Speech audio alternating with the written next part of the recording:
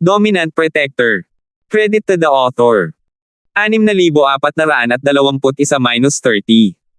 Ang mga pangalan po na nandito ay galing sa mga name generator. Kung meron man pagkakatulad sa mga pangalan ng tao o lugar at pangyayari, ito ay tunay na hindi sinasadya. Masayang hinailan ni Natalie si Jinmo pataas, natural lang na hindi niya nakalimutang hilahin si Terence. Tuwang-tuwa rin ang babaeng May. Nang marinig niya ang mga salitang, bumalik na may dalang puno, tila nakita niya ang sarili niyang supot ng pera na bumabalik na may dalang puno. Siya ang namamahala kina Terence at sa dalawa pa, kaya makakakuha siya ng bahagi para sa lahat ng transaksyon. Ang mga gininto ang pangunahing bagay na ito lamang ay sapat na para kumita siya ng maliit na kita. Kung patuloy na bibili si Natalie ng mga bagay ng walang dahilan para lang magmukhang maganda, tiyak nakikita siya ng malaki.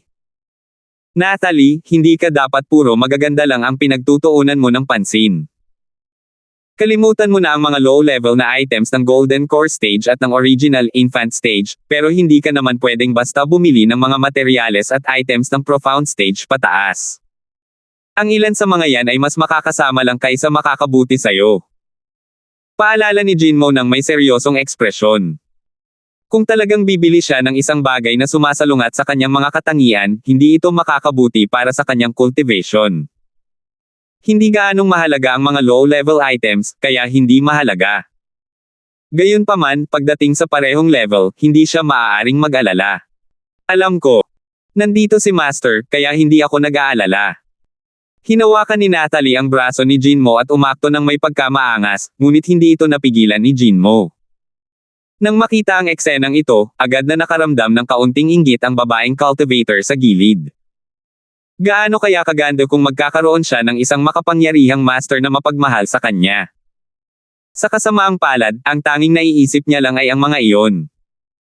3 senior citizen, mas kaunti ang mga paninda sa ikalawang palapag.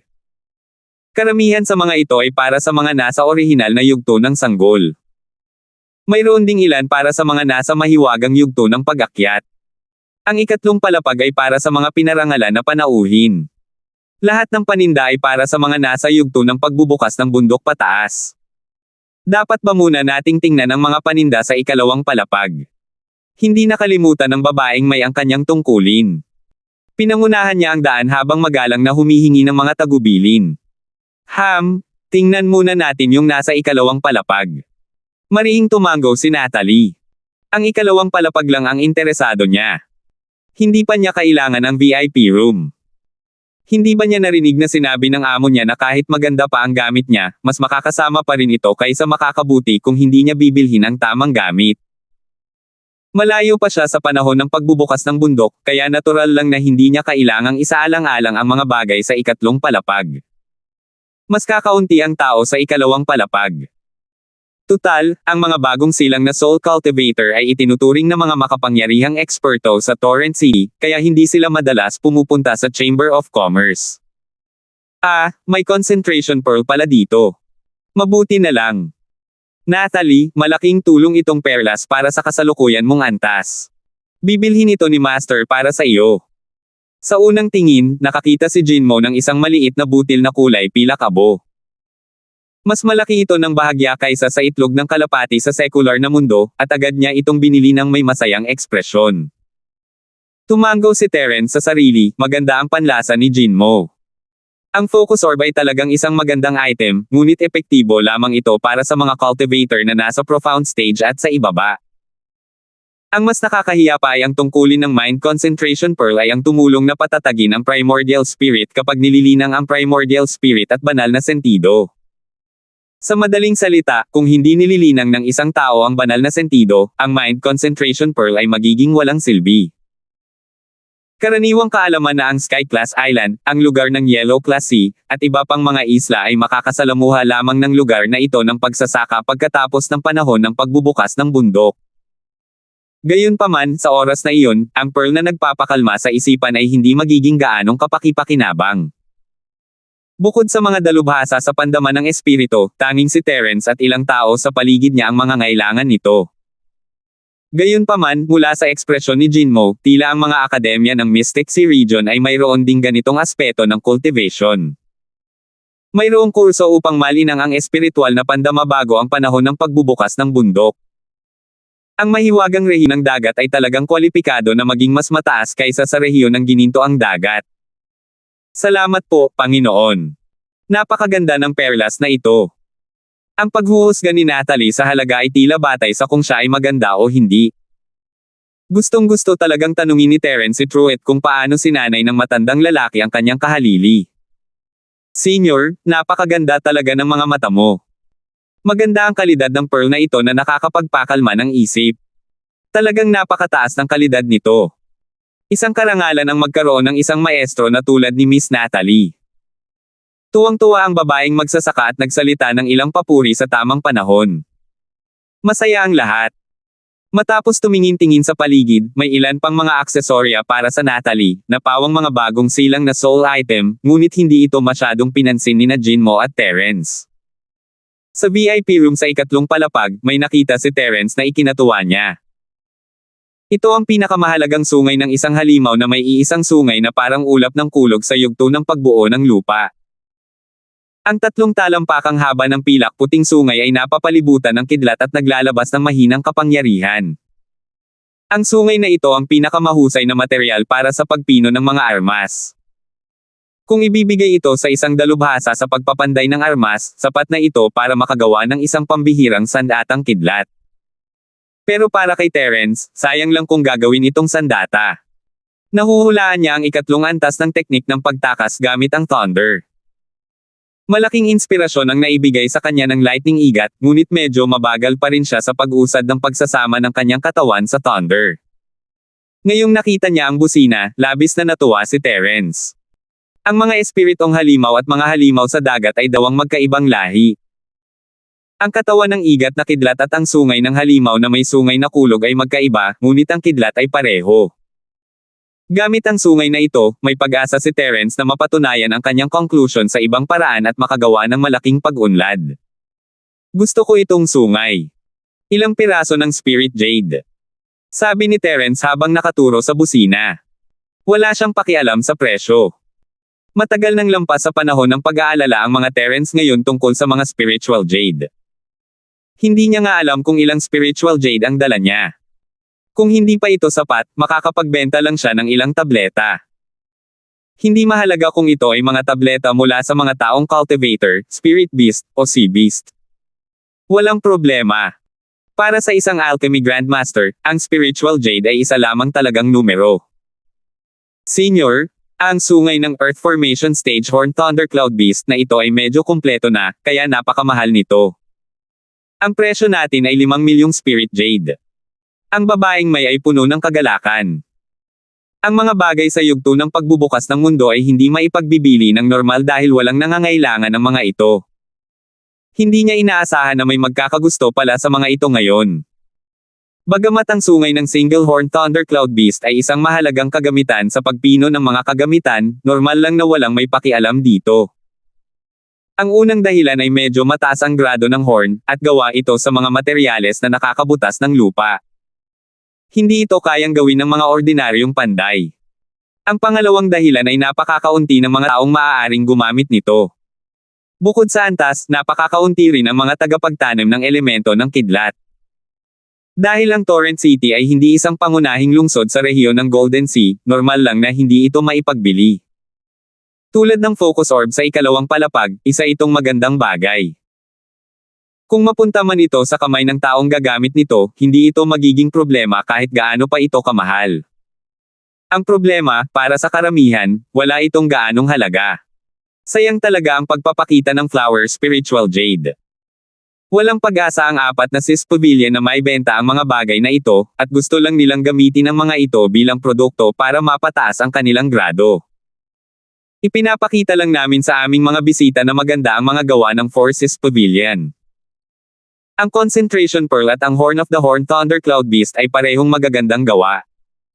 Hindi lang talaga ninyo kailangan yan. Kung hindi ninyo kailangan, masisisi nyo ba ako? 6,422. Ako na ang kukuha. Kumuha si Terence ng Blue Spirit Jade card at ibinigay ito sa babaeng cultivator nang walang sabi-sabi, na nagpapakita ng aura ng isang mayamang lalaki. Senior, ang presyo natin ay 5 milyon, pero pwede kitang bigyan ng 10% na diskwento. Nanginginig ang puso ng babaeng magsasaka.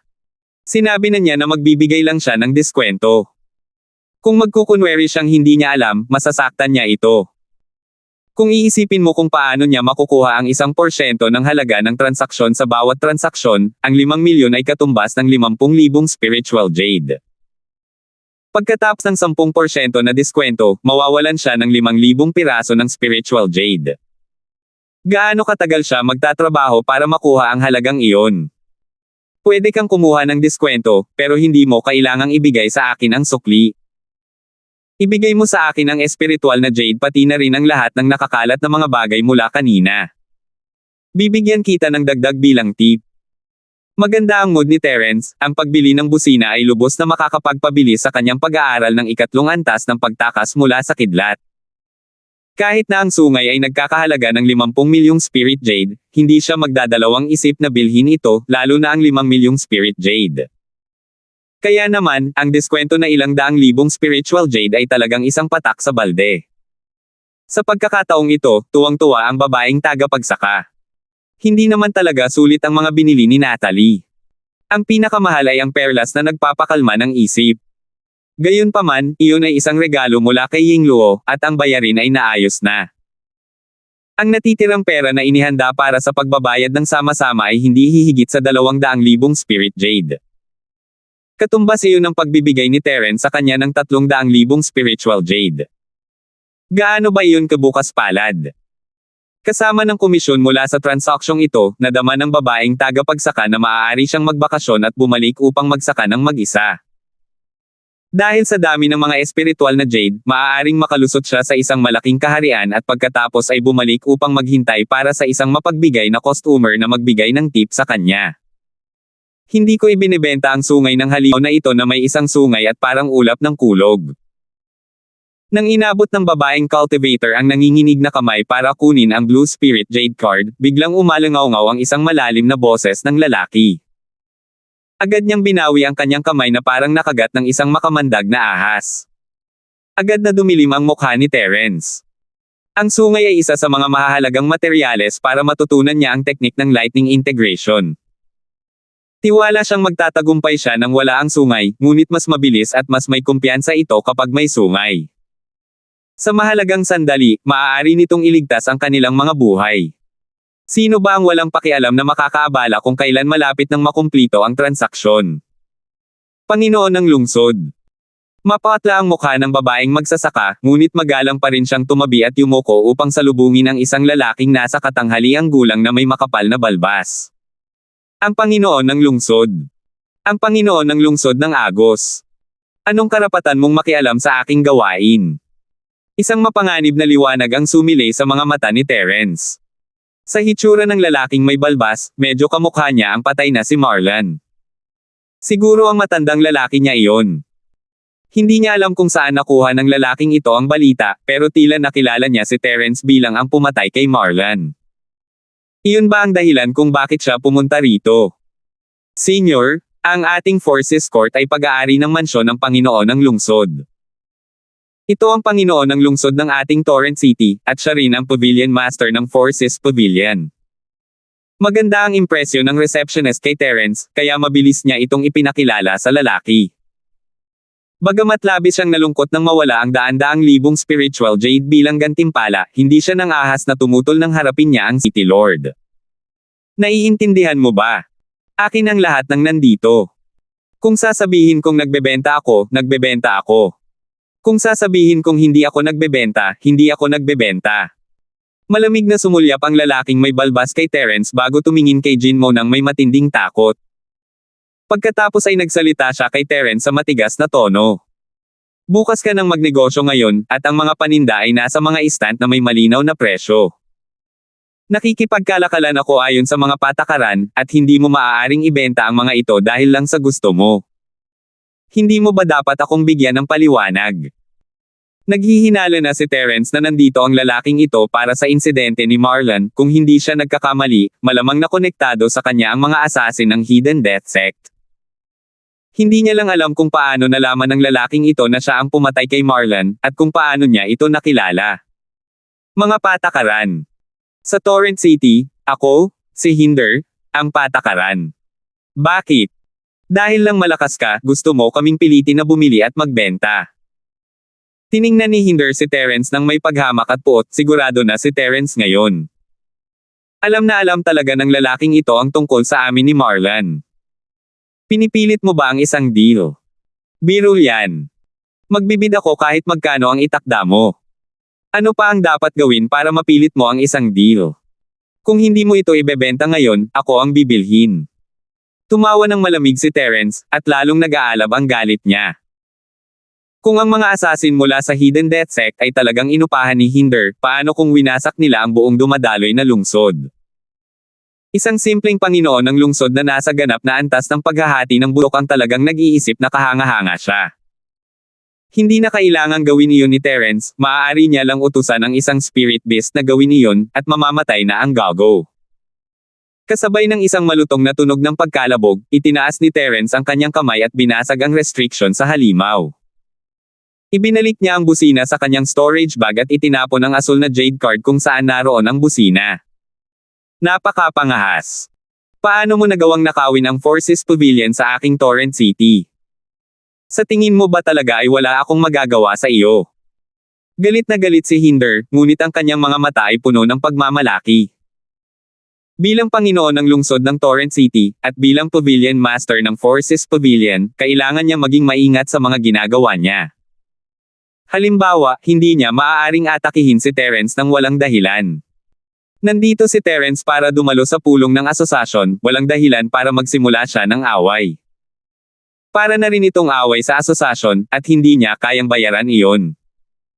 Para maging lugar ang daloy ng City Transportation Portal, malaking halaga ang ipinuhunan ni Hinder. Siyempre, hindi niya ito sisirain mismo, pero iba kung si Terence ang unang kukuha nito, ito ay isang dahilan na direktang dumarating sa kanyang pintuan. Bilang Panginoon ng lungsod ng Torrent City, kung hindi siya maglalakas loob na lumaban matapos siyang pagnakawan, paano siya makakaligtas sa hinaharap? Maaari siyang direktang bumaba sa entablado. Pagnanakaw.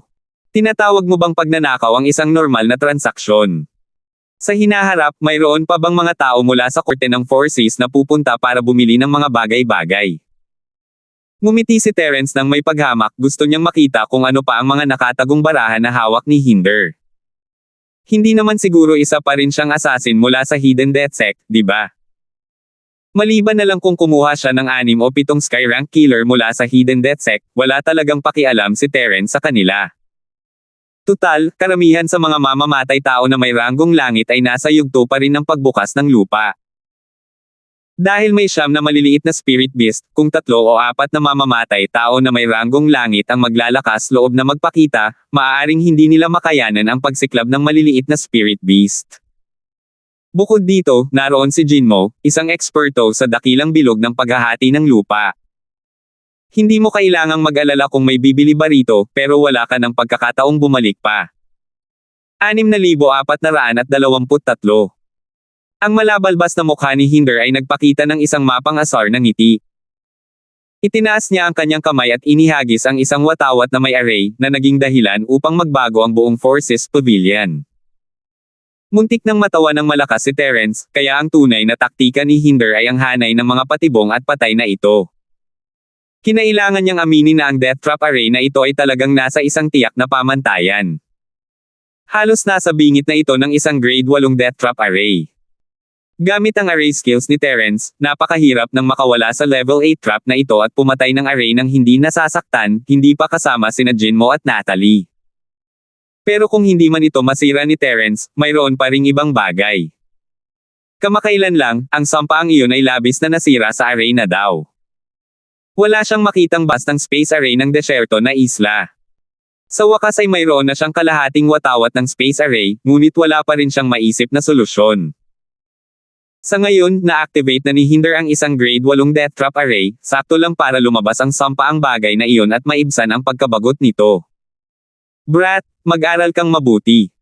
Hindi naman masama ang talento mo sa array daw.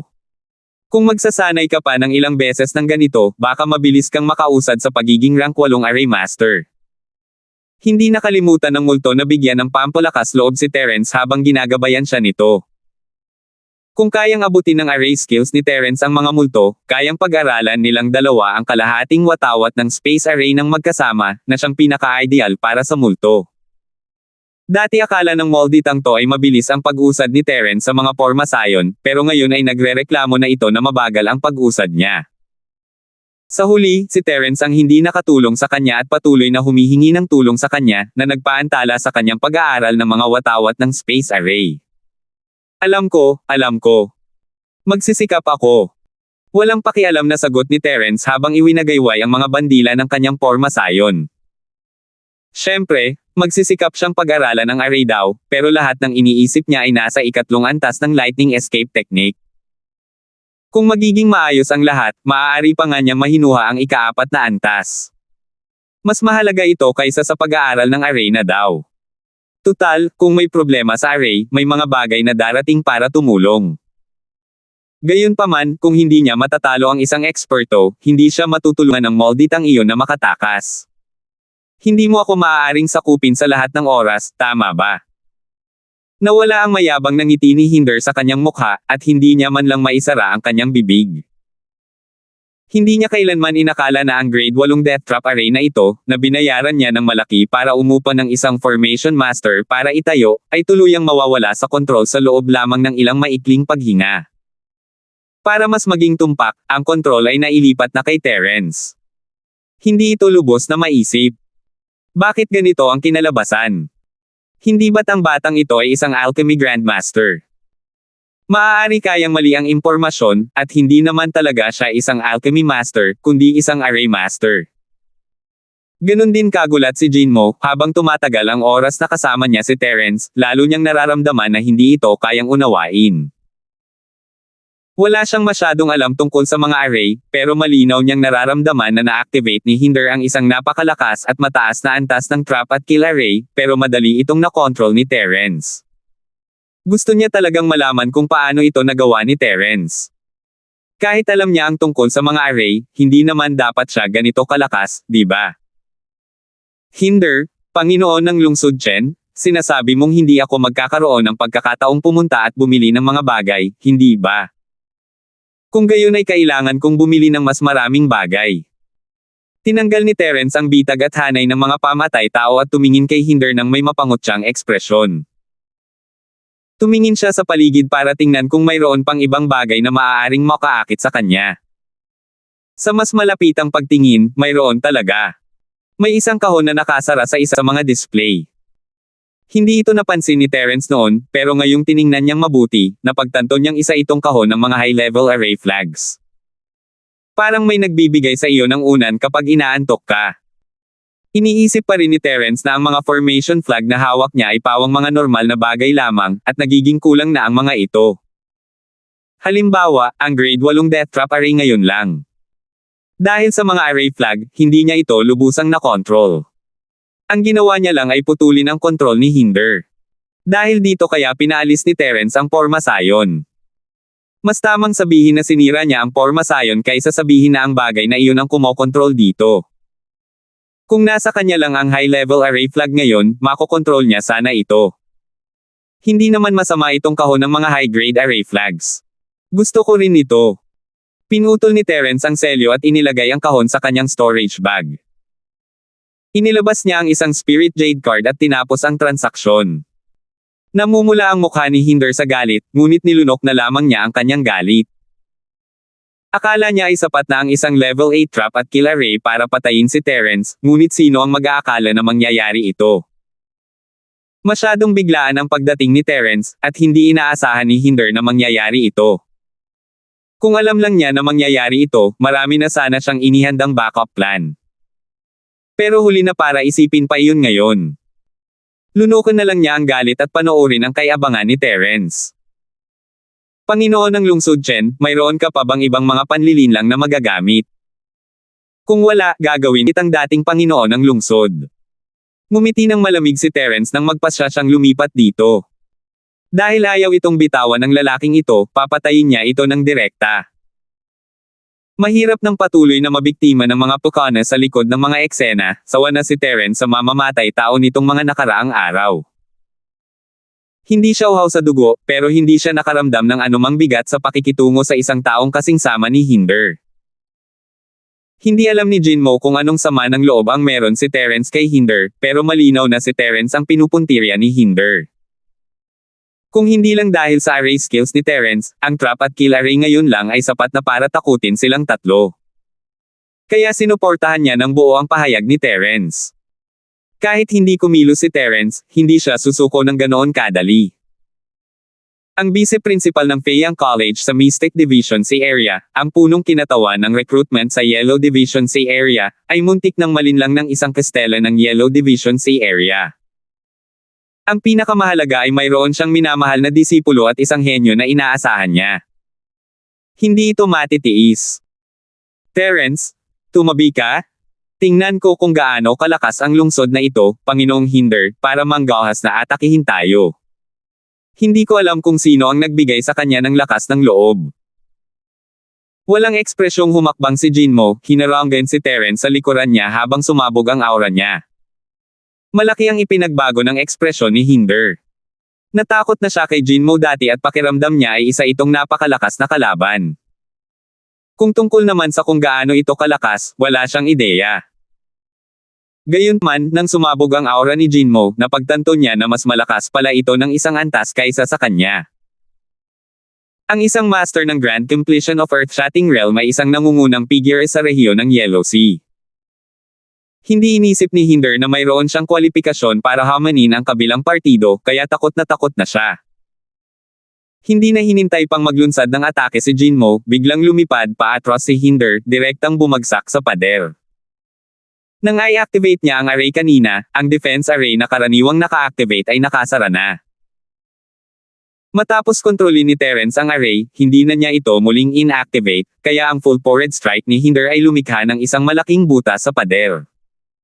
6,424. Bahagyang natigilan si Jinmo. Kung tutuusin, matagal na siyang nasa academy. Talagang napakalakas niya, ngunit kulang siya sa karanasan para harapin ang isang kalaban. Hindi siya gumawa ng hakbang para pigilan si Hinder. Tulong! May nagnanakaw sa Forces Pavilion at gusto pa akong patayin. Ginamit ni Hinder ang lahat ng tunay na enerhiya sa kanyang katawan at pinakawalan ang pinakamalakas na ungol na nagawa niya. Naririnig ng bawat sulok ng lungsod ang kanyang ungol. Kung sa ibang panahon lang, ang pinakamakapangyarihang tao sa Torrent City ay si Hinder. Gaano man siya kalakas sumigaw, kahit gaano pa, kakaunti lang ang mga sundalo at gwardya mula sa Torrent City. Pero iba na ngayon, nandito na ang pagpupulong ng Golden Class Sea Route Management Association, at maraming master sa lungsod. Hanggat may darating, hindi maglalakas loob na gumawa ng kahit ano sa kanya sina Terence at ang iba pa. Bukod dito, hindi kailanman papayagan ng mga tao ng Yellow Class Sea Route Management Association na may pumatay sa City Lord ng host city sa panahon ng conference. Katumbas ito ng pagsampal sa mukha ng association. Malamig na ngumiti si Terence.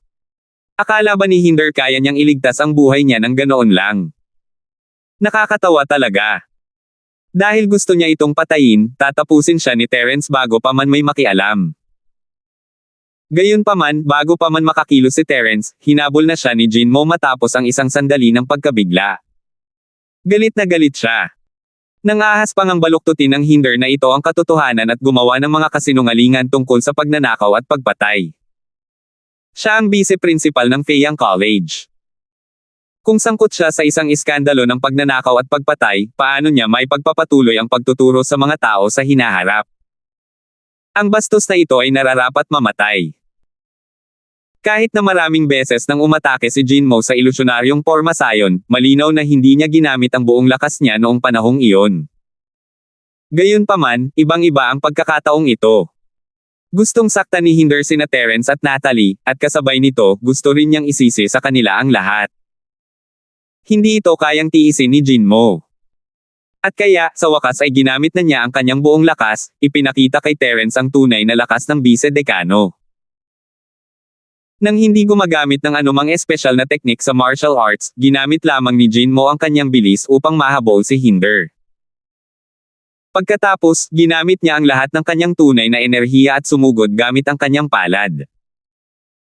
Ang mukha ni Hinder ay napuno ng hindi makapaniwala at ang kanyang mga mata ay napuno ng matinding takot. Hindi niya inakalang maglalakas loob ang babaeng ito na habulin siya para patayin sa ganoong sitwasyon. Hindi ba siya natatakot na mapalibutan at mapatay ng mga tao mula sa Yellow Classy Route Management Association? Hindi niya alam na dahil pala sa kanyang mga katangahan kung bakit si Jinmo, na noon pa man ay mabait, ay puno na ngayon ng intensyong pumatay. Kung hindi siya mamamatay, sino ang gagawa? Paf! Paf! Paf! Kasabay ng isang mahinang pagsabog, si Hinder ay sumabog sa ere ng napakalakas na tunay na chi, na naging isang makapal na ulan ng dugo. Samantala, ang mukha ni Jinmo ay kasanlamig ng hamog na nagyelo. Ginamit niya ang lakas ng pagtama para umatras at tumayo sa bubong ng Forces Pavilion. Hindi malaking bagay ang pagpatay sa Panginoon ng lungsod ng Torrent City, ngunit hindi rin naman ito maliit na bagay. Kaya naman, kinailangan pang maghintay ni Jinmo ng ilang sandali para sa mga taong tinawag ni Hinder bago ito mamatay upang maayos ang bagay na ito sa harap ng lahat. Sa loob lamang ng ilang paghinga, maraming eksperto ang lumipad palapit. Ang nasa unahan ay natural na si Hersen, ang pangalawang pangulo ng Yellow Classy Route Management Association. Bagamat mahilig magreklamo ang matandang lalaki, hindi siya mahina. Kapantay lamang niya si Jinmo, at limitado lamang ang kanyang kahinaan. Sa mas likuran ay ang mga kapitan at piling tripulante ng iba't ibang flota, kabilang si Mike. Inisip niya kung tapos na ba ang pribadong pagpupulong ng kanyang kapitan. Nang makita niya si Jinmo na nakatiyo ng may pagmamalaki sa bubong ng Forces Pavilion, medyo nagulat si Mike. Gayunpaman, hindi siya nagatubili. Agad niyang nalampasan ang iba pang mga kapitan at lumipad papunta sa tabi ni Jinmo, nakatayo sa tabi nito. Direktor Zhang, anong nangyayari? Sinabi ba ng taong iyon sa inyo ngayon lang? Kahit na walang pag-aalinlangang nanatili sa panig niya si Mike, kailangan pa rin niyang itanong kung ano ang kailangan niyang malaman. Mahabang kwento, malalaman mo rin sa lalong madaling panahon. Walang oras si Jinmo para magpaliwanag sa kanya, ngunit hinangaan pa rin niya ang ugali ni Mike na tumatayo at humaharap sa lahat ng hindi nagtatanong ng dahilan. Tumalon din sina Terence at Natalie mula sa sirang pader at pumunta sa bubong para tumayo kasama ang dalawa, na iwan ang gulat na babaeng practitioner sa loob. Kapitan Mike, anong nangyayari? Maaari mo bang ipaliwanag ang matandang ito? Ang namatay ba ay ang Panginoon ng lungsod ng Torrent City, si Hinder?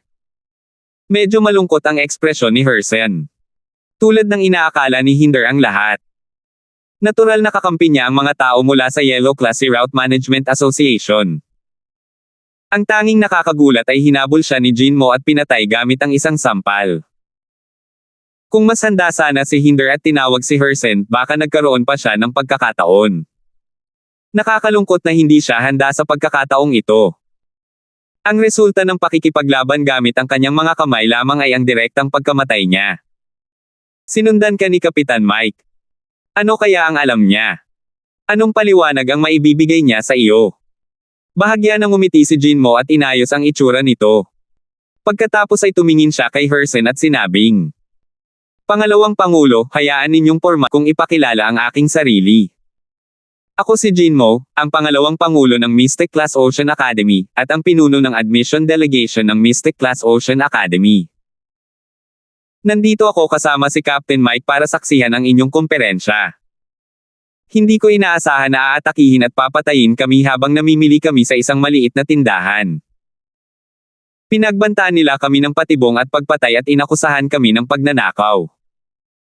Gusto ko lang malaman, sino nga ba ang nagbigay ng ganitong lakas ng loob sa Hinder na ito? O dahil ba sa iniisip ng Golden Sea Division na kaya nilang umunlad ng maayos, kaya handa na silang putulin ang relasyon sa mistiko na Sea Division? Medyo malupit ang mga salita ni Jinmo, at ilang beses na nagbago ang ekspresyon ng mukha ni Hersen. Alam niyang napakalakas ni Jinmo, pero hindi niya inaasahan na ito ang magiging pangunahing kinatawan ng recruitment team ng Mystic Division Sea Academy. Kahit na isa lamang siyang vice-presidente, at sa aktual na kapangyarihan, maaaring hindi niya ito maihahambing sa kanya, ang vice-presidente, pero depende rin iyon sa kung saan siya nanggaling. Para itong isang maliit na opisyal mula sa kabisera ng imperyo ng isang sinaunang imperyo. Kinakatawan niya ang emperador, at kapag pumupunta ito sa kanyang lugar, maging ang gobernador ay kailangang salubungin siya ng may ngiti. Kaya pala si Principal Zhang. Hindi ko alam ito dati. Pinabayaan na talaga kita. Paulit-ulit na lumingon sa isip ni Hersen, at agad siyang ngumiti at magalang na ikinuyom ang kanyang mga kamay kay Jinmo. Kinakatawan niya ang mastiko na dibisyon upang mag-recruit ng mga disipulo mula sa Yellow Division. Hindi kayang masaktan siya ni Hersen. Kung babalik siya sa Mystic Division ng may galit, hindi lang si Jinmo ang masasaktan niya ang lahat ng malalaking puwersa sa buong Golden Division. Tungkol naman sa pagnanakaw na sinasabi ni Hinder. Puro kalokohan lang yun. Bakit pupunta ang vice-principal ng Mystic Division at ang pinuno ng recruitment team sa maliit na lugar na ito kay Rob? Mabilis na namatay ang B** star na ito. Kung hindi lang siya namatay, malamang tinuruan na siya ni Hersen kung paano isulat ang salitang kamatayan. 6,425. Napakagalang mo, Presidente. Ngayon, nandito ako sa sarili kong kapasidad. Tapos na ang recruitment, kaya nagpapahinga lang ako mula sa aking abalang schedule at dinadala ko rito ang aking disipulo para manood ng kompetisyon ni Kapitan Mike. Nagdulot ako ng gulo para kay Presidente. Lumambat ang ekspresyon ni Jinmo, at tumango siya kay Hersen ng may ngiti. Dahil binigyan siya ni Hersen ng mukha, natural lang na maging magalang din si Jinmo. May kakayahan siyang magpakita ng respeto sa iba. Din Zhang, bihira kang pumunta sa lugar ng Yellow Sea. Iniisip ko kung maaari ba akong magkaroon ng karangalan na imbitahan ka at ang iyong disipulo para sa isang kainan at tsaa. Maaari rin akong humingi ng payo sa iyo. Napakamapagkumbaba ni Hersen. Tutal, nandito rin si Jinmo para lumahok sa komperensya. Kung may mangyari man siya, bilang pangalawang pangulo ng asosasyon, ay tiyak na mananagot. Kung tungkol naman sa pinsala sa Forces Pavilion at sa kamatay ni Hinder, nagkunwari lang si Hersen na hindi niya ito nakita. Karapat-dapat siyang mamatay, at sa hinaharap, kakailanganin na lang niyang maghanap ng bagong Panginoon ng lungsod para sakupin ang lungsod. Dahil sa reputasyon ni Jinmo, hindi na nagtanong pa si Hersen tungkol sa sanhi ng insidente, dahil hindi naman talaga ito kailangan. Hindi niya alam kung ano ang pumasok sa isip ni Hinder at talagang pinukaw si Jinmo. Sa anumang kaso, isa itong malungkot na kwento ng pagsipa niya sa isang bakal na plato at paghuhukay ng butas para sa kanyang sarili. Kaya, kailangan lang niyang manindigan ng matatag sa panig ni Jinmo. Isang karangalan para sa akin ang maimbitahan ng Pangulo, kaya tatanggapin ko ang iyong imbitasyon. Tumango si Jinmo ng may ngiti at sumang-ayon. Gayunpaman, mapait siyang napangiti sa kanyang puso. Umaasa siyang hindi magiging ganoon kadaldal ang Pangulo na ito pagdating ng panahon. Masyadong malaking pahirap iyon. Nang maisip ang nakaraang komentaryo sa tuntunin, nang ineg si Jinmo. Ngayon lang siya nakakita ng isang taong mahusay magsalita ng ganito kahusay. Ha. Isang karangalan para sa akin na si Principal Zhang ay handang gawin sa akin ang karangalang ito. Sa ganitong paraan, sana. Tumawa si Hersen at lumingon sa gilid. Inilahad niya ang kanyang kamay para iharap si Jinmo. President He, Principal Zhang, sandali lang po. Gusto ko pong itanong, pinapayagan po ba ang General Assembly na mag-imbita ng tulong mula sa ibang bansa? Naaalala ko po na nabanggit sa mga patakaran na lahat ng kalahok ay dapat miyembro ng fleet, hindi ba? Kahit na may marangal na katayuan si Principal Zhang, ang mga patakaran ay patakaran pa rin. Hindi ba ninyo iniisip na medyo hindi ito naaangkop? Kinailangan ng matinding lakas ng loob para may lumabas at pukawin si Hersen sa oras na ito. Bukod sa mga angges na iyon, tanging si Yunhao lamang, na may matinding galit kay Mike, ang makakagawa nito. Nandilim ang mukha ni Hersen. Talagang masakit ang parteng iyon. Maaari niyang ituring ang usapin ni Hinder na parang hindi nangyari. Tutal, wala namang gaanong kinalaman si Hinder sa kumbensyon. Naglaan lang siya ng lugar para sa mga kaganapan. Gayunpaman, hindi niya maaaring baliwalain ang kahilingan ni Yunhao. May kaugnayan ito sa reputasyon ng asosasyon. Maaari siyang magpanggap na tanga, ngunit kailangan niya itong harapin ng may pag-iingat. Gayunpaman, si Yunhao, na nagbunyag ng bagay na ito sa harap niya, ay naalala niya. Din Zhang, totoo ang sinabi ni Kapitan Yunhao. Bakit hindi ninyo panoorin ng iyong disipulo ang kompetisyon mula sa labas? Walang pakialam na sumulyap si Hersen kay Yunhao, pagkatapos ay nakangiting lumingon kay Jinmo. May ganoong patakaran. Hindi ko talaga alam, pasensya na sa pang-aabala mo sa presidente.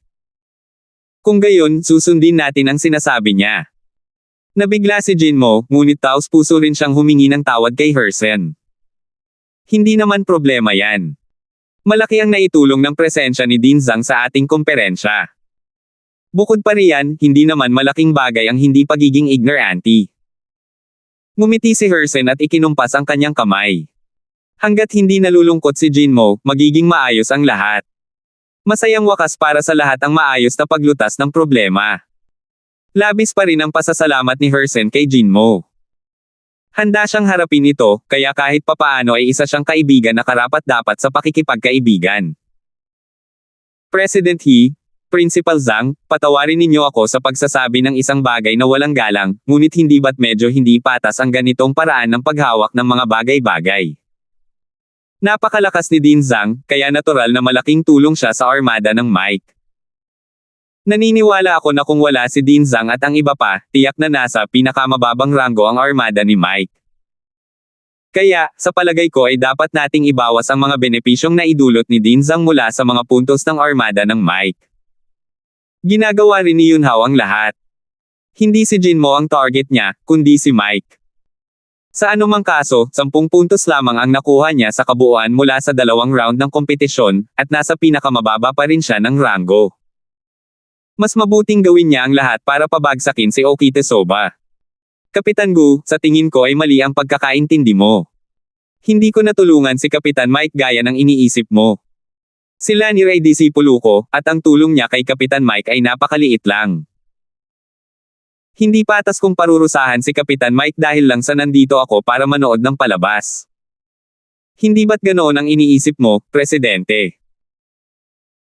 Matapos patayin ni Jinmo si Hinder gamit ang isang sampal, humupa ng husto ang galit niya, kaya nagawa niyang makipag-usap ng mahinahon kay Yunhao at hindi nakalimutang hilahin pababa si Hersen kasama nito. Tama si Din Zhang. Matagal ko nang pinagmamasdan ang kompetisyon. Hindi may kakaila ang lakas ni Din Zhang, pero hindi siya gumanap ng mahalagang papel sa pagtulong kay Kapitan Mike. Agad na tumango si Hersen at ipinagpatuloy ang mga salita ni Jinmo. Sa katunayan, ganito nga ang nangyari. Tiyak na tinulungan ni Jinmo si Mike, ngunit hindi ito kapanipaniwala. Ang gumanap ng mahalagang papel ay si Terence. Una man o pangalawang round, si Terence ang nangibabaw sa lahat. Kung wala si Terence, nasa pinakamababa sana ang Mike, gaya ng sinabi ni Yunhao. Bukod sa lahat ng iba pa, ang armada ni Mike ang unang mamamatay sa unang round kung wala si Terence. President, sa pagkakaalam ko, wala si Terence sa grupo ni Mike. Kasama niya si Din Zhang, kaya dapat hindi siya kasama. Malamig na tumawa si Yunhao. Hindi niya pinagtatalunan ang kontribusyon ni Jinmo. Sa halip, itinuro niya ang daliri kay Terence. Ha, Yunhao? Ikaw ang mangmang at walang alam, sino ang masisisi mo? Si Terence ang ating vice-kapitan noon, at may ebidensya para dyan. Kung hindi siya mula sa armada ng Mike, sino ka? Sa wakas ay sinamantala ni Mike ang pagkakataon para kutsain si Yunhao ng may pagtawa. Hanggat maayos ang pagkakakilanlan ni Terence, maaaring may dahilan siya. Tutal, mataas ang katayuan ni Jinmo, at halata naman na ayaw niya itong masaktan. Kung ayos lang si Terence, ayos lang din ang mga nakaraang kalaban.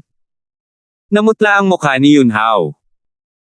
Gusto niyang bawasan puntos ni Mike sa pamamagitan ng pag-atake kay Terence, pero dahil sinabi na niya, hindi iyon kasinungalingan. Ito ay dahil kailangang itala ang lahat ng mahahalagang miyembro ng flota, at maaari silang malaman sa isang simpleng pagsusuri. Walang saysay ang magsinungaling tungkol dito. 6,426. Presidente, sa anumang kaso, ang plote ni Mike ay pinaghihinalaang lumabag sa mga patakaran.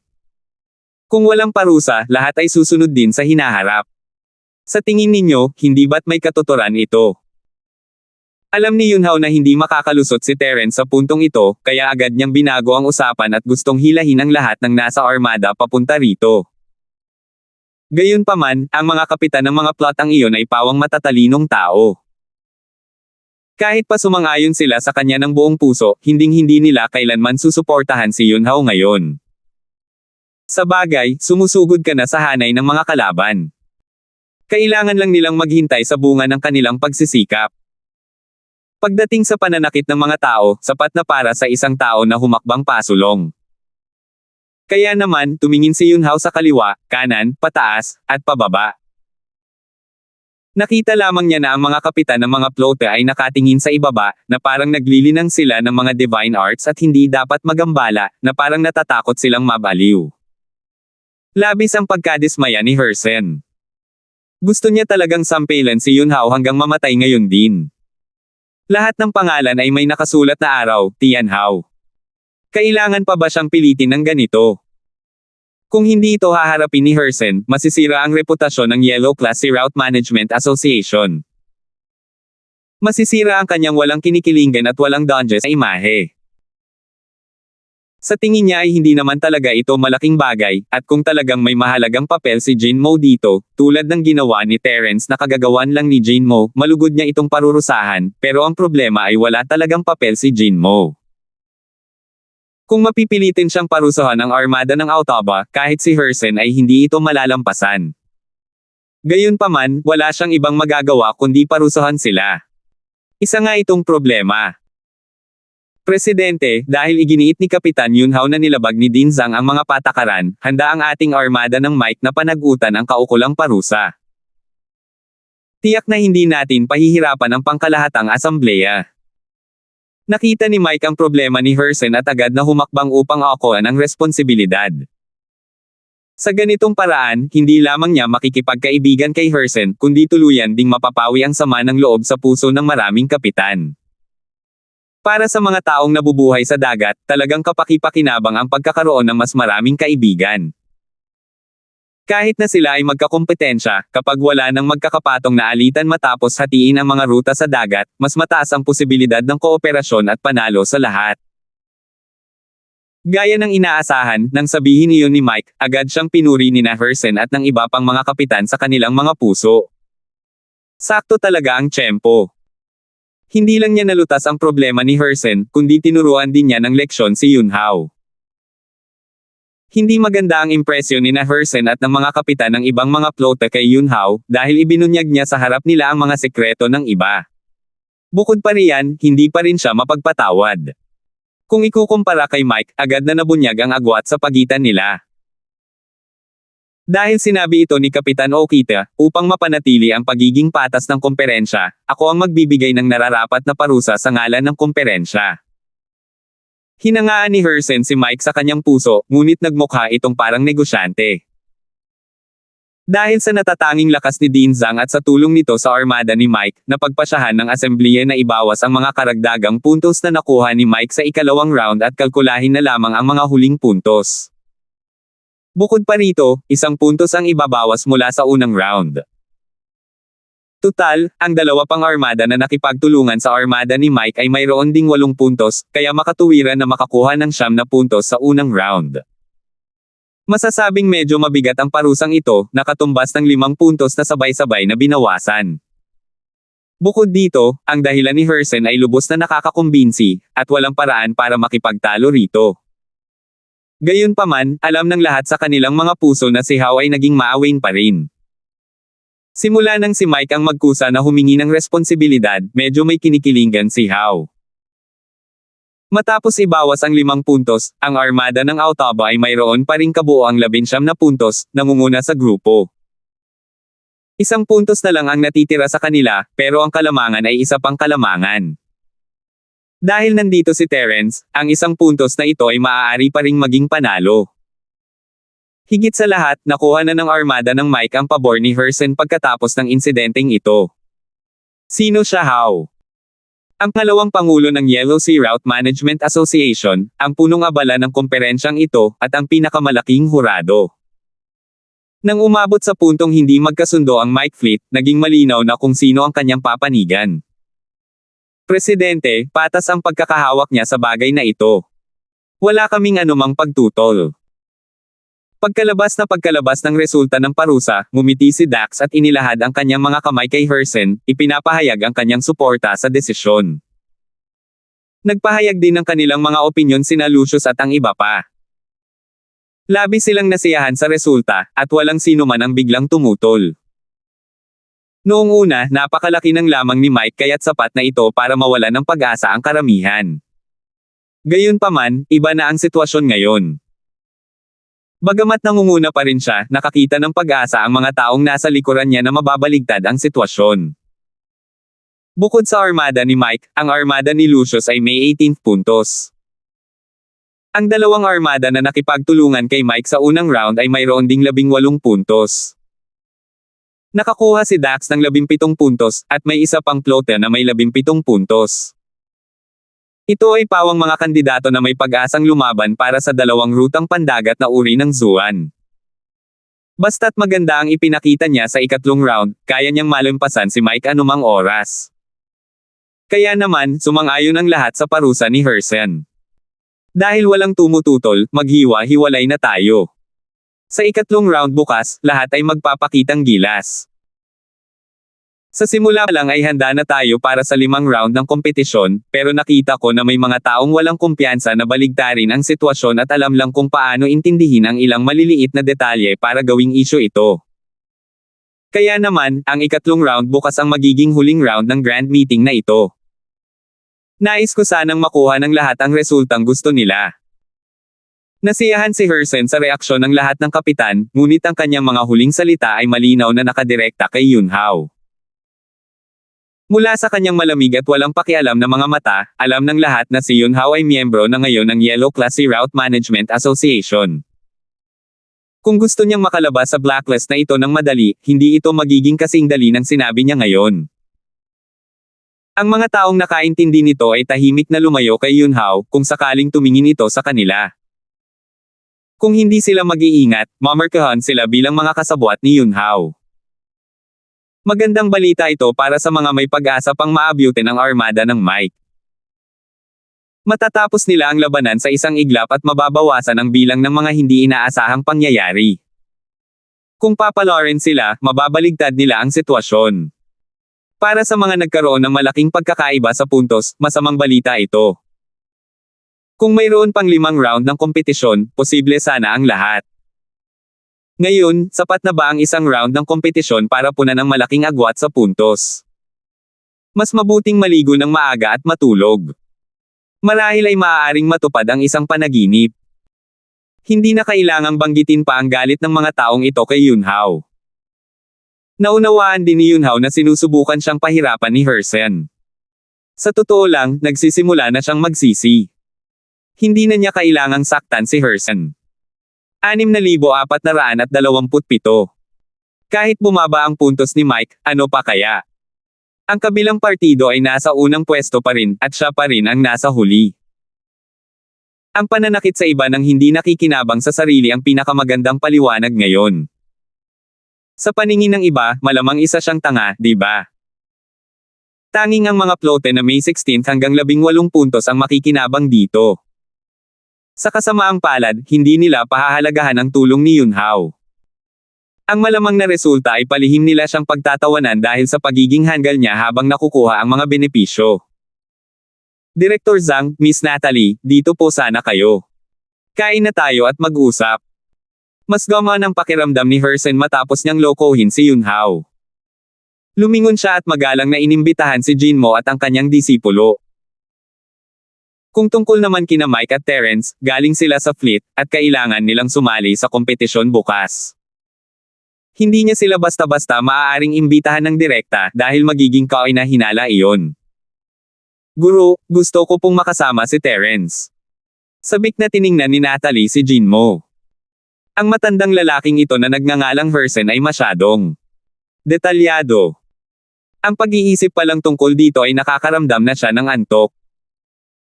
Kaya napagdesisyonan niyang huwag nang sumama sa kanyang amo at makisali sa kasiyahan. Mas makabubuti kung mananatili siya sa tabi ni Terence, lalabas lang sila at bibili ng maraming magagandang bagay, at mag-aaway pa nga, nakakapanabak. Hindi ba't mas mainam iyon kaysa sa pakikinig sa pagkukwento ni Hersen? Natalie, hindi ka miyembro ng Plota. Mas makabubuti para sa iyo na sumunod sa Panginoon. Samahan mo na lang siya. Kung hindi, sasabihin ng mga tao kung gaano kalaking tulong ang naitulong mo kay Kapitan Mike. Palakaibigang sabi ni Jinmo kay Natalie, habang sumusulyap kay Yunhao, na ang mukha ay kasing itim ng tubig. Puro paghihiganti ito. Hindi pa nga nagsisimula ang kompetisyon, kaya anong tulong ang maibibigay nito? Nang marinig ito, namula at namutla ang mukha ni Yunhao, ngunit hindi siya makapagsalita. Nakagalaw siya ng walang hadlang sa dagat, kaya isa rin siyang kahangahangang pigire. Gayunpaman, natalo siya sa buong laro dahil lamang sa isang maling kalkulasyon. Tunay nga, isang maling galaw lang at babagsak ang buong laro. Ayaw niya itong tanggapin. Talagang ayaw niya. Kinasusuklaman niya sina Mike at Terence. Gayunpaman, bilang isang ambisyoso na tao, hindi na kailangang sabihin pa ang kanyang kakayahang makayanan ang isang dagok. Inamin ni Yunhao na nagkamali siya ng kalkulasyon sa pagkakataong ito. Matapos matuto ng kanyang aral, nagsimula na siyang mag-isip kung ano ang susunod na gagawin. Nasa pinakamababa ang ranggo niya. Panoorin ba niya ang pag-angat ni Mike sa tuktok? Hinding-hindi siya papayag sa ganoong bagay. Sige. Susunod na ako sa Panginoon. Akala talaga ni Natalie ay magdudulot siya ng gulo kina Terence at Mike matapos marinig ang mga sinabi ni Jinmo, kaya pumayag siya pagkatapos mag-isip. Dumating ang lahat ng kapitan upang magpaalam kina Hao at Jinmo bago umalis, gayon din sina Mike at Terence. Nangako si Terence na isasama niya siya sa iba pang mga lungsod sa lugar ng Golden Classy pagkatapos ng kompetisyon, at natuwa siyang makita ito. Umalis siya kasama sina Jinmo at Hersen. Kapatid na Mike, isinasangkot kita sa pagkakataong ito. Isang ngiting humihingi ng paumanhin ang binalingan ni Terence kay Mike matapos umalis ang lahat. Siya ang nagdala kay Jinmo dito, kaya hindi naman mali na sabihin iyon. Lalo na matapos mabunyag ang insidente sa Hinder, direktang humantong ito sa pagbabago ng sitwasyon. Ang dating magandang sitwasyon ay nauwi sa isang magulong labanan sa magulong mundo. Haha, ano bang pinagsasabi mo, Lil Bro Linford? Tinatreto mo ako na parang tagalabas, di ba? Hindi pa kasama na nasa unang pwesto pa rin tayo, paano kung nasa huling pwesto tayo? Lahat ng ito ay pinaghirapan mo para kay kuya, nakababata. Isa pa, dahil nandito ka, ang kapatid natin na nasa huling pwesto ay may kumpiyansa na baligtarin ang sitwasyon at manalo, hindi pa kasama na nangunguna tayo.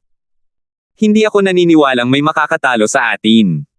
Tinapik ni Mike ang balikat ni Terence nang may kumpiyansa. Ha! Mas may tiwala sa sarili si Brother Mike kaysa sa akin. Mabuti naman yan. Gusto mo pa rin bang dumalo sa pribadong sulo-salo ng kapitan?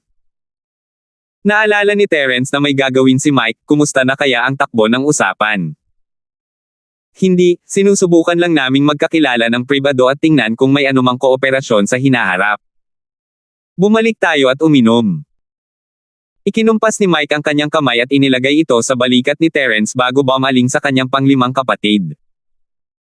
Hindi makakasali sina Lao, Principal Zhang at Binibining Shangguan sa kompetisyon bukas. Bumalik kayo sa barkong pandigma at maghanap ng dalawa pang kapatid. Maaaring kailanganin pa natin ng mas maraming tao para sa huling round, kaya mas mabuting maging handa. Opo, Kapitan. Babalik na po ako. Sige. Sagot ng ikalimang kapatid, sabay ngiti kay Terence bago tumalikod at tumakbo patungo sa mga tarangkahan ng lungsod. Hindi kalayuan ang daungan, kaya hindi magtatagal ang pagtawag ng dalawang tao. Hindi nito maaantala ang laro bukas. Nagkwentuhan at nagtawanan sina Mike at Terence, at talagang nag-inuman silang dalawa pagbalik nila sa bahay tuluyan. Gayunpaman, iniisip pa rin ni Terence ang kanyang teknik sa lightning integration, kaya nakipag-usap lang siya sandali kay Mike bago bumalik sa kanyang kwarto. Dahil alam niyang gustong mag-cultivate ni Terence, hindi na siya pinatuloy ni Mike. Pagkabalik ni Terence sa kanyang kwarto, ikinalat niya ang kanyang mga tauhan para bantayan ang kwarto ni Terence kung sakaling bumalik muli ang mamamatay tao. Pagkabalik ni Terence sa kanyang kwarto, naglagay siya ng defense array sa tabi niya na may mga high-level array flags, at saka ito itinago gamit ang isang stealth array. Gamit ang mga high-level array flags, ang paggawa nito ay napakadali at kaaya-aya. Sa ganitong paraan, kahit bumalik pa ang assassin, hindi niya masisira ang hanay ni Terence gamit lamang ang isang palaso. Patuloy na pinuprotektahan ng demonyong bagay si Terence, at ang maliit na espiritong halimaw ay nagtago pa rin sa labas ng bahay tuluyan, binabantayan ang sinumang kahinahinalang tao. Sa ganitong setup, makakapag-cultivate ng mapayapa si Terence nang hindi nababahala sa kanyang kaligtasan. Hindi rin naman maaantala ang kanyang mga simulation. Senior Ghost, iiwan ko na sa iyo ang iba. Gusto mo bang dumating ang mamamatay tao o hindi? Hindi napigilan ni Terence na magtanong dahil naiintindihan niya ang masalimuot na damdamin ng bagay na ito. Siyempre sana dumating siya. Kung mas maaga ko siyang mapapaalis, mas maaga akong magiging panatag. Ang dami mo nang ginawang hakbang, natatakot ka pa rin ba na saktan ka niya? Malamig na sumanghal ang kakilakilabot na nilalang. Seryosong naapektuhan ng mamamatay tao na iyon ang kanyang pag-aaral sa watawat ng space array, kaya labis siyang nalungkot. Kahit patay na si Hinder, kahit siya pa ang nakipag-ugnayan sa mga assassin mula sa Hidden Death Sect, hindi matatapos ang misyon. Kailangang matapos ang isang misyong binayaran ng espiritual na Jade. Kung hindi, masisira ang reputasyon ng Hidden Death Sect. Dahil nandito si Senior Ghost, ano pa ang dapat kong ikatakot? Ngumiti si Terence at hindi na nagsalita pa. Umupo siya nang nakakross ang mga paa at binusina ang busina. Ang kidlat sa paligid ng busina ay nagbigay kay Terence ng isang pamilyar na pakiramdam. Bagamat hindi pa natatapos ni Terence ang ikatlong yugto, ang kanyang katawan ay dumaan na sa hindi mabilang na banggaan ng mga selula. Likas siyang sensitibo sa kidlat, at nahawakan siya nang una niya itong madikitan. Sige, tingnan ko nga kung ano ang pagkakaiba mo sa electric igat. Ngumiti si Terence at ipinadala ang kanyang espiritu sa sungay. 6,428. Ang pagpasok sa busina ay parang pagpasok sa mundo ng kidlat. Pakiramdam ni Terence ay parang nagbukas siya ng isang bagong pinto. Kahit patay na ang single-horned lightning cloud beast, mayroon pa ring maliliit na arko ng kidlat na mabilis na lumilipad. May isip ng isa na kung ito ay buhay, ang kidlat sa sungay ay magiging mahigit 100 beses na mas malakas. Ang mga selula ng katawan ng electric igat ang pinagmumula ng kidlat. Gayunpaman, ang kapangyarihan ng kulog at kidlat ng halimaw na may isang sungay ay nagmula sa sungay nito. Kidlat lamang ang kaya ng katawan nito. Sa madaling salita, lahat ng sikreto ng single-horned lightning cloud na beast ay nasa sungay nito. Kaya, ano ang pagkakaiba ng mga selula ng sungay at ng electric eel? Mas lalong pinalalim ni Terence ang kanyang espiritual na pandama dito, at ang maliit na 3 talampakang sungay ay lalong lumaki ng lumaki sa kanyang dagat ng kamalayan. Ang material na bumubuo sa sungay, ang pagkakaayos, at ang sanhi ng kidlat ay lumitaw lahat sa harap ni Terence. Nang ang lahat ay lumaki ng husto, biglang nagkaroon ng kakaibang epiphany si Terence. Ang Unicorn Thundercloud Beast at ang Electric Eel ay dalawang magkaibang uri, at magkaiba rin ang paraan ng kanilang paggawa ng kidlat, ngunit mayroon silang isang bagay na magkatulad, maaaring matuto si Terence mula sa kanila. Sa usapin ng cultivation, ang katawan ng tao ay maaaring hindi kasing lakas ng mga Sea Beast at Spirit Beast, at ang kanilang pag-unlad ay maaaring hindi kasing bilis ng dalawang lahi. Gayunpaman, kung pag-uusapan ang kakayahang umangkop, ang katawan ng tao ang pinaka-perpekto. Bagamat malalakas ang katawan ng mga halimaw sa dagat at mga espiritong halimaw, mayroon silang limitasyon. Hindi sila gaanong nababaluktot kumpara sa katawan ng tao. Dahil dito, maraming espiritong halimaw at halimaw sa dagat ang mabubuhay at maglilinang sa anyong tao. Kapag mahirap na ang labanan, saka lamang sila babalik sa kanilang orihinal na anyo at gagamitin ang kanilang malalakas na katawan upang lumaban. Ang sungay ng halimaw na may iisang sungay at kulog ay nakaayos sa pinakabanayad na pagkakasunod-sunod upang mabuo ang dalawang magkasalungat na molekula, kaya nabuo ang kapangyarihan ng kulog. Kung tungkol naman sa mga selula ni Terence, hanggat kaya nilang gayahin ang ganitong ayos at baguhin ang epekto ng electric eel sa friction, maaaring matagumpay niyang makagawa ng kidlat. Sa kaisipang iyon, nakaramdam si Terence ng kaunting tuwa.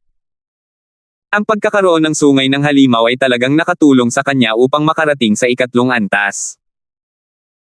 Kung walang alam si Terence tungkol sa mga pormasayon, hindi niya masyadong bibigyang pansin ang espesyal na pagkakaayos ng mga sungay.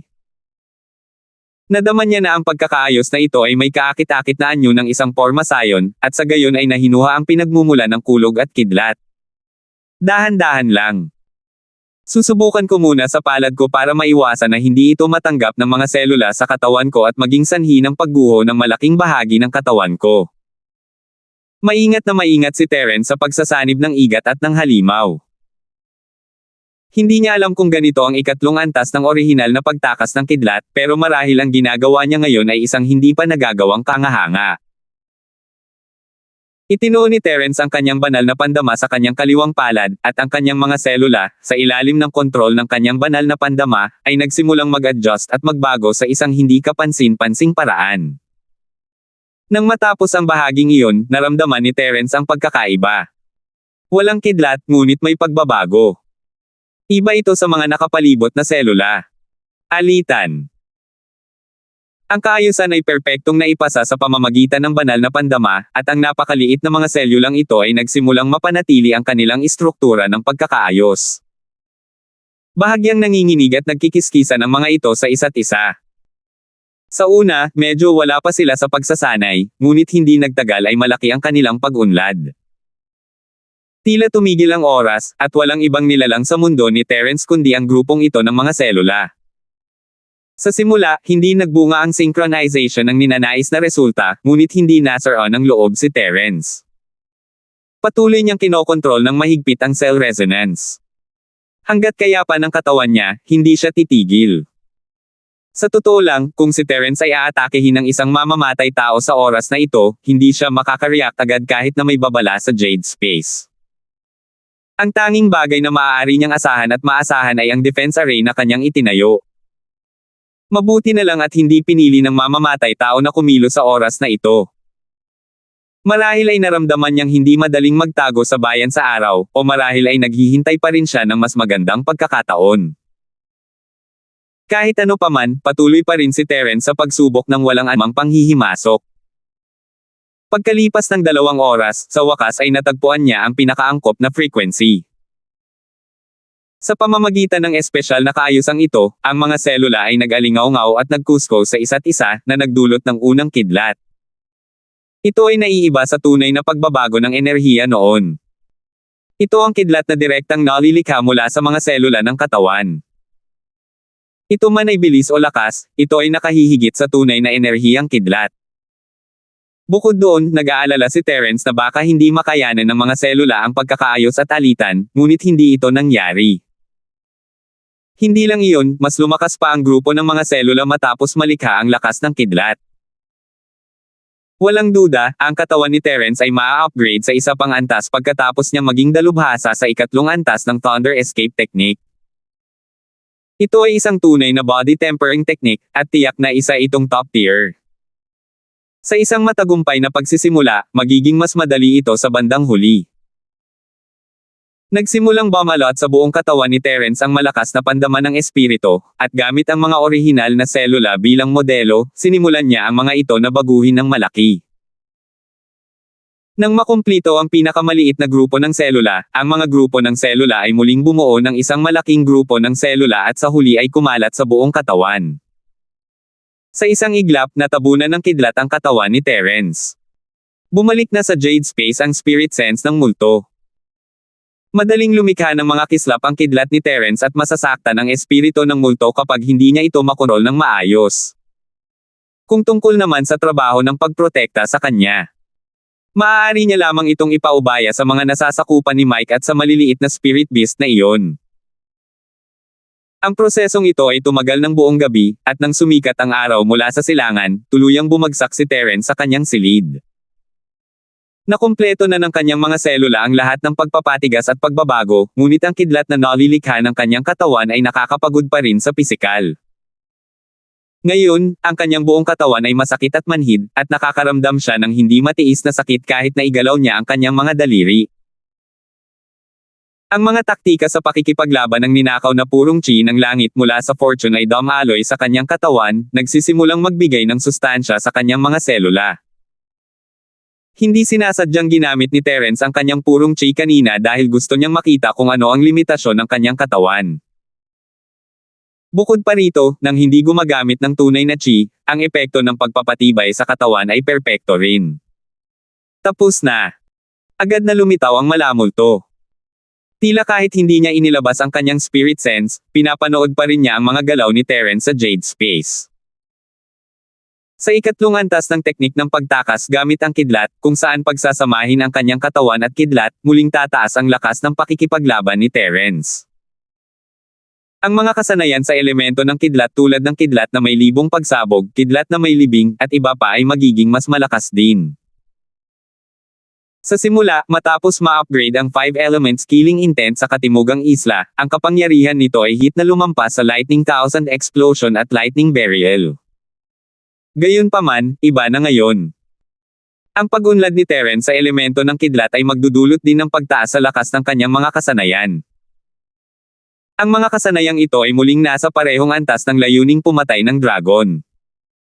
6,429. Kaunti na lang, pero kumpleto na ang pangkalahatang balangkas. Ang natitira na lang ay ipagpatuloy ang paghinuha at pagperpekto nito. Kapag ito ay ganap ng nakumpleto, ang kapangyarihan ay mailalabas ng perpekto. Tuwang-tuwa rin si Terence, matagal na niyang hindi na ipagpatuloy ang pagsasanay sa kanyang kidlat, at habang tumataas ang lakas ng kanyang mga kalaban, kahit ang ikalawang antas ng kidlat ay wala ng gaanong kalamangan. Kapag nakatagpo siya ng isang eksperto sa yugto ng paghahati ng dagat, ang bilis ng ikalawang antas ng teknik sa pagtakas gamit ang kidlat ay hindi magiging mas mabilis kaysa sa kanyang kalaban. Ngunit ang ikatlong antas ay ibang-iba. Naniniwala si Terence na ang kanyang bilis ay muling tataas ng malaki. Kahit ang mga cultivator na nakakawasak ng dagat ay hindi makakalaban sa kanya hanggat hindi sila dalubhasa sa bilis. Hindi naman masama, hindi naman masama. Bata, ang galing mo talaga sa larangang ito. Maswerte ka rin naman ngayon. Sa totoo lang, sa tingin ko maswerte ka kaysa sa talento mo. Halimbawa, ang makilala ang matandang ito ang pinakamalaking swerte mo.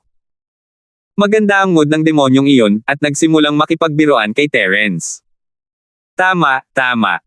Ikaw ang pinagmumula ng aking swerte.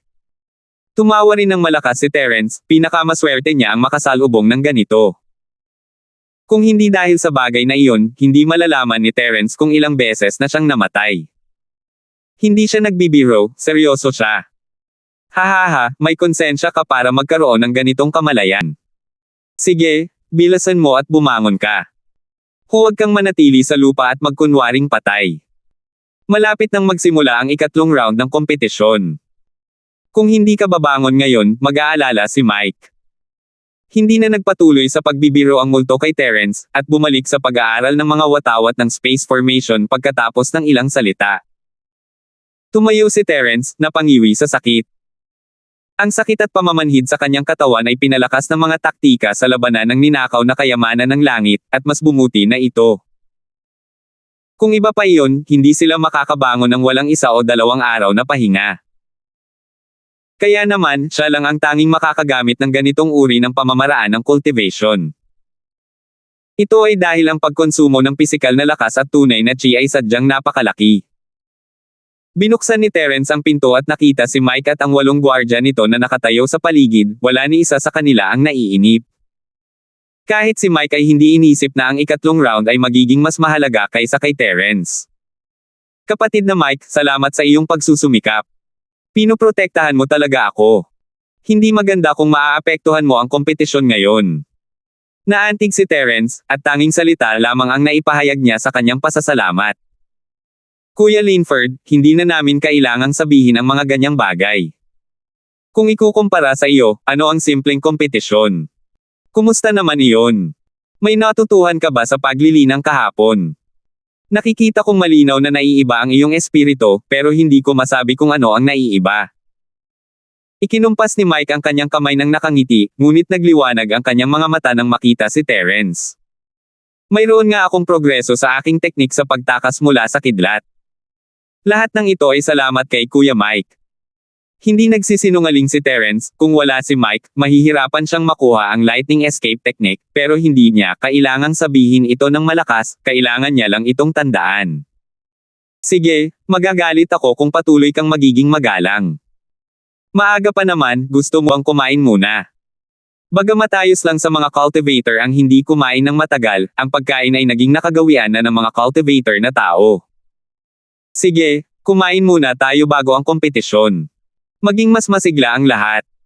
Ngumiti si Terence, hindi tumanggi sa mungkahi. Pagkatapos kumain, dahan-daang naglakad ang grupo ng mga tao papunta sa lugar. Bagamat napatay kahapon si Hinder, ang Panginoon ng lungsod, hindi naman nag-ulo ang lungsod ng Torrent. Maayos pa rin ang operasyon nito. Marahil ang lalaking iyon ay orihinal na isang Panginoon ng lungsod na may mababang pakiramdam ng pag-iral. Kung ang pagtutuunan niya ng pansin ay ang pagkita ng pera, malamang ay hindi maraming tao ang tunay na magmamahal sa kanya.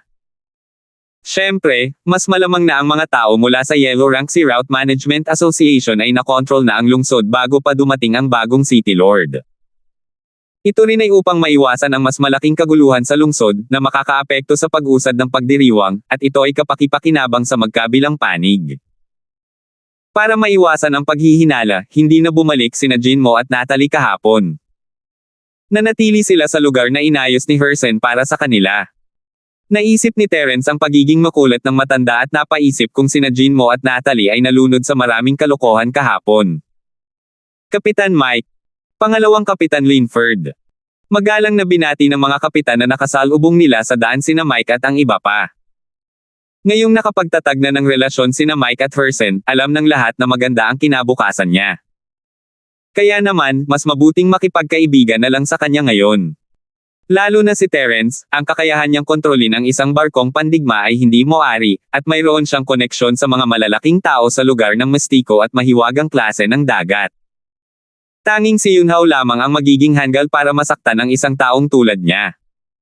Nandito ang lahat para kumita, kailangan pa bang maging matigas ang ulo? Sabay-sabay tayong kumita ng pera.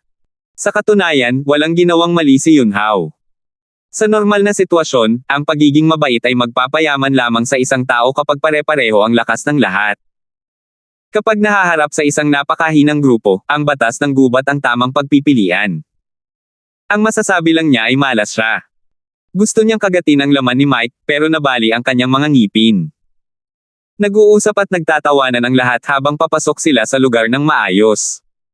Iisipin ng mga hindi nakakaalam na nandito sila para sa isang tea party. Nasaan ang matinding ambience ng pakikipaglaban para sa ruta ng paglipad? At kung titingnan ang eksena sa entablado, medyo tumaas ang posibilidad ng isang tea party. Sina Hersen, Jinmo, at Natalie ay nakaupo sa entablado na may mga mesa ng tsaa sa harap nila. Bukod sa tsaa, ang mga mesa ng tsaa ay puno rin ng iba't ibang cake at mga preserbadong prutas. Nagsalita si Hersen ng may ngiti sa mukha, habang si Jinmo ay tumatango ng may pidgel ng ngiti, paminsan-minsan ay sumasagot ng isa o dalawang pangungusap. Si Natalie naman ay nakatuon sa pagkain ng mga pastry sa coffee table, parang tea party. Nagliwanag ang mga mata ng nababagot na si Natalie nang makita si Terence at ang iba pa, na nakatayo at kumakaway sa kanila. Pinipigilan niya ang sarili na makipag-usap sa kanila, marahil ay natatakot na maapektuhan ang armada ng Mike. Ngumiti at tumango rin si Jinmo sa kanila, ngunit pagkatapos ay nagpakita siya ng isang mapanghihinayang na ekspresyon na hindi niya kayang makipaglaban sa kanila. Hindi siya umimik, pero alam ni Terence ang gusto niyang sabihin. Binigyan din ni Hersen ng mukha si Jinmo at ngumiti kina Mike at Terence bilang pagbati. Bago ang laban, ito lang ang kaya niyang gawin. Kung magpapakita pa siya ng mas malalim na ugnayan, tatanungin siya dahil sa kanyang pagiging hindi patas. Di nagtagal, dumating na ang lahat ng miyembro ng flota. Sa ikalawang round, 3 kapitan ng flota ang namatay o nasugatan. Kaya naman, kinailangan nilang isuko ang ikatlong round bago lumitaw ang isang bagong kapitan. Sa kasalukuyan, ang ranggo ay kinalkula batay sa kasalukuyang mga puntos. Kung tungkol sa kung makukuha niya ito sa hinaharap, o kung makokontrol niya ang ruta sa dagat, hindi pa iyon alam. Mas malamang na mangyari ang pagbubuwag at alitan sibil kaysa sa matagumpay na pagkahalal ng isang bagong kapitan. 6,430. Sige, nandito na ang lahat. Hindi na ako mag-aaksaya ng salita. Una, pag-usapan natin ang mga patakaran ng ikatlong round. Tumayo si Hersen, tumikim, at masiglang inanunsyo ang mga patakaran ng ikatlong round sa mga manunood. Pagkarinig sa kanya na nagsasabing, tigilan mo na yan, lahat sila ay namula. Kung hindi ka na magsasalita ng kalokohan at magsisimulang magsalita ng kalokohan, kailangan pa ba tayong magkompetensya? Gaya ng inaasahan, sa pagkakataong ito, hindi na nag-aksaya ng oras si Hersen at nagsalita ng mahigit 1 oras. Pagkatapos niyang magsalita, lagi na lang itong nabubuod sa kanilang mga puso. Ano nga ba ang eksaktong sinabi niya noong nakaraang oras? Sa katunayan, ang mga patakaran ng ikatlong round ay napakasimple. Ito ay halos kapareho ng mga patakaran ng ikalawang round. Lahat ng kapitan, pamunuan ang inyong sariling flote patungo sa rehiyon ng malalim na dagat ng lugar ng dilaw na uri ng dagat, maghanap ng isla na kontrolado ng angkan ng mga halimaw sa dagat, at pagkatapos ay ipagpalit pabalik ang isang itinalagang item, at matatapos na ang misyon. Ang biyahe pabalik-balik ay aabutin ng humigit kumulang 8 araw, kaya ang takdang oras ay 10 araw. Tanging ang mga nakakumpleto ng misyon sa loob ng 10 araw ang makakakuha ng puntos, at ang mga lumampas sa 10 araw ay hindi bibilanggan. Ang mga partikular na patakaran ay pareho sa ikalawang round. Ang mga may karagdagang puntos ay babalik sa loob ng 9 na araw, at ang mga wala ay babalik sa loob ng 10 araw. Napakasimple lang nito. Ang tanging kahirapan ng misyong ito ay kapag narating nila ang islang kontrolado ng angkan ng mga halimaw sa dagat, kinailangan nilang dumaan sa isang malaking lugar kung saan aktibo ang angkan ng mga halimaw sa dagat. May posibilidad na makaharap ng pagtaas at pagbaba ng alon anumang oras. Kadalasan, ang asosasyon ay may kasunduan sa mga halimaw sa dagat na maaari silang magpadala ng limitadong bilang ng mga barko upang makipagkalakalan, ngunit iyon ay may pahintulot lamang ng mga halimaw sa dagat. Sa kabilang banda, ang mga plotang ito ay hindi nakakuha ng pahintulot mula sa angkan ng mga halimaw sa dagat, kaya't nasa malaking panganib pa rin sila. Sa makatuwid, ang tuntunin ay pinapayagan ang lahat ng kapitan na dalhin ang kanilang buong plota. Ito ay isang komprehensibong pagsubok sa kakayahan ng isang plote sa pakikipagnegosasyon, kakayahang makipaglaban, kakayahang magbukas ng ruta, at iba pang aspeto. Ang isang plote na kayang makumplito ang isang misyon ay talagang napakalakas. Naiintindihan ba ng lahat? Delikado ang misyong ito. Ang mga plote na hindi sapat ang lakas ay maaaring sumuko sa pagsali sa ikatlong round. Kung susuko ang lahat, ang huling ruta ng paglalayag ay pagpapasyahan ayon sa kasalukuyang ranggo. Mayroon pa ba kayong hindi maintindihan? Kung mayroon kayong hindi maintindihan, maaari ninyo akong tanungin. Ipapaliwanag ko ito sa inyo ng detalyado. Huwag kayong mag-alala, sikat ako sa aking pagiging matyaga sa aspetong ito. Sumulyap si Hersen sa mga manunood ng may ngiti, naghihintay sa kanilang magtanong. Sabay-sabay na nanginig ang lahat. 1 oras ka nang nagsasalita ng walang anumang kalokohan, kaya hindi ba't bukas pa ang paliwanag mo ng detalyado? Sikat ka dahil sa pagiging matyaga mo, pero lahat tayo ay sikat dahil sa ating kawalan ng pasensya. Para maiwasan ang hindi kinakailangang gulo, halos walang malay na umiling ang lahat ng naroroon. Kung may maglalakas loob na magsabi ng kahit ano na hindi nila maintindihan, papatayin sila ng daan-daang nakamamatay na matang iyon. Mukhang napakagaling naman ang kakayahan ng lahat na umintindi. Maganda yan. Kung walang gustong sumuko, simulan na ba natin ang kompetisyon? Mukhang labis na nagsisisi si Hersen, na parang hindi pa siya sapat. Mabuti na lang at nasa entablado pa rin sina Jinmo at Natalie, kaya maaari pa niya silang makausap mamaya. Mas mabuti na iyon kaysa sa kausapin ang sarili niya sa unang 2 round. Sina Jinmo at Natalie, na nakatayo sa likuran ni Hersen, ay biglang nanginag. Pakiramdam nila ay may masamang mangyayari. Presidente siya. Napaka-unfair ng kompetisyong ito. May pwedeng mandaya. Tumalon muli si Yunhao. Handa na siyang isugol ang lahat ngayon. Dahil na-offendan niya sila ng ganito, hindi na siya maaaring magpatuloy pa. Hanggat makakasagabal siya kina Mike at Terence, siya ang mananalo. Nawala ang ngiti sa mukha ni Hersen. Galit na galit siya nang makita niya si Yunhao. Nandito ba ang lalaking ito para manggulo? Kahit ang isang madaldal na taong tulad niya ay ayaw magsalita nang makita niya si Yunhao. Ano pa ba ang kailangan ng lalaking ito? Anong ibig mong sabihin? Pinigilan ni Hersen ang kanyang kalungkutan at walang pakialam na sumulyap kay Yunhao. Simpleng tanong lang ang ibinato niya rito. Si Yunhao lang marahil ang tanging taong nakapagpaisip kay Hersen na parang ginto ang mga salita niya at makapagsabi lang ng 3 salita sa isang pagkakataon. Ang ibang mga kapitan ay tumingin din kay Yunhao nang may kaunting paghanga. Nakasalubong nina Mike at Terence ang aking floater nang dumating sila sa silangang kontinente. Ginamit nila ang alon ng dagat para salakayin ang aking floater, ngunit madali nila itong nalampasan. Kaya sa tingin ko ay binibigyan lang sila ng pagkakataong mandayan ang kompetisyong ito. Hindi ko ito matatanggap. Wala nang pakialam si Yunhao. Ibinaling niya ang kanyang atensyon kina Mike at Terence. Kanina pa niya iniisip ang nangyari kanina. Sa pagkakataong ito, kailangan niyang samantalahin ang pagkakataon para ibunyag ito. Kung hindi kaya si Mike at ang kanyang koponan ang muling magwawagi. Nasa ilalim ang floater ni Yunhao, habang nasa itaas naman ang Mike. Paano nagkaroon ng ganito kagandang bagay? Kailangan niya itong sirain. Nagbago ang ekspresyon ng ibang mga floater nang tumingin sila kina Terence at Mike. Kung totoo ang sinabi ni Yunhao, tiyak na makukuha ni Mike ang unang pwesto sa ikatlong round. May duda ba tungkol doon? Gayunpaman, mayroon pa ring ilang pagdududa sa puso ng lahat. Talaga bang may kakayahan si Mike na kontrolin ang alon ng halimaw sa dagat? Kung ganoon, ba't hindi siya matatalo sa dagat? Sino pang floater ang maihahambing sa Mike? Yunhao, kino-question mo ba ang pagiging patas ng ating pagkikita? Nanlamig ng husto ang mukha ni Hersen. Tinawag niya ito sa buong pangalan at hindi pa nga niya nabanggit ang kapitan. Presidente, ano ang kinalaman nito sa pagiging patas ng komperensya? Naniniwala ako na ang komperensya ay patas at makatarungan, ngunit ang armada ng Mike ay malinaw na nandaya sa kompetisyong ito. Wala ka bang gagawin tungkol dito? Biglang bumilis ang tibok ng puso ni Yunhao at agad niyang sinubukang magpaliwanag.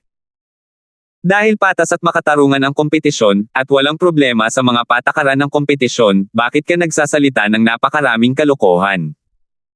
Maaaring mandaye si Mike. Maaari mo bang sabihin sa akin kung paano siya nandaye? Hindi man lang tumingin si Hersen kay Yunhao at nagpatuloy na lang. Ito. Nawala ng malay si Yunhao. Paano niya malalaman kung paano kinokontrol ni Mike ang alon ng dagat? Gayunpaman, kung hindi niya ito masabi ngayon, malamang ay hindi ito bibitawan ni Hersen. Matapos umikot ng ilang beses ang kanyang mga mata, direktang itinuro ni Yunhao si Mike at sinabing, Mike, kung lalaki ka, sabihin mo na mismo. Kaya mo bang kontrolin ang alon ng halimaw sa dagat? Magagawa ba niyang mandaye sa kompetisyong ito? Kung may lakas ng loob ka, sabihin mo sa akin ang totoo. Huwag mo akong maliitin. Sino ka ba sa akala mo? Ano ang kailangan kong respeto, Mike? Nakakahiya para sa akin na hinahangaan mo ako, alam mo ba? Salamat po at sinamahan ninyo ako, ingat lagi mga master.